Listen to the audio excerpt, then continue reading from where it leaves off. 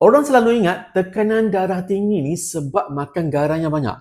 Tapi kau tahu tak, kadang-kadang bukan sebab garam yang salah, tapi tidur kau yang tak cukup. Kau boleh jaga makan, minum air secukupnya. Tapi kalau tiap-tiap malam tidur 4 ke 5 jam je, tekanan darah tetap tak turun-turun. Sebab kau kurang tidur. Otak ni akan anggap kau dalam bahaya.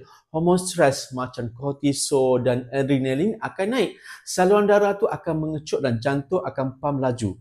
Kau tak nampak sekarang, tapi bila umur dah masuk 30-an, 40-an, doktor akan kata tekanan darah tinggi, padahal puncanya dah lama bermula dari malam-malam yang kita skip tidur. Pernah tak kau rasa bangun tidur, pagi kepala berat, jantung berdebar tapi tak tahu kenapa? Itu tanda tubuh dah lama stres tapi secara senyap-senyap. Sini nak cerita dengan korang, ada satu magnesium ni atau mineral ni bantu untuk relaxkan saluran darah, tenangkan sistem saraf dan bantu tidur dengan lebih lena.